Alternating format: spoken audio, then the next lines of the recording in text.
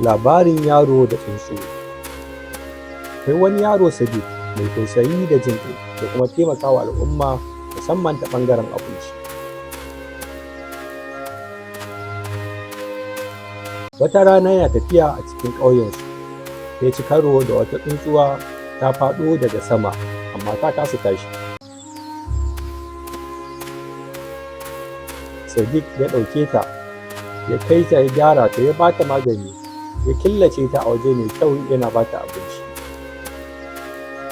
Bayan wasu kwanaki tsuntsuwar nan ta samu lafiya inda Sadiq ya zo ya sake ta don ta koma ta ci gaba da farautar ta, amma sai dai ta bar ma Sadiq wata ƙwarya mai ban mamaki. A cikin ƙwaryar da Sadiq ya buɗe sai ya ga akwai hatsi a cike a cikin ƙwaryar. Sai Sadiq ya je bayan gidansu ya shuka wannan hatsin.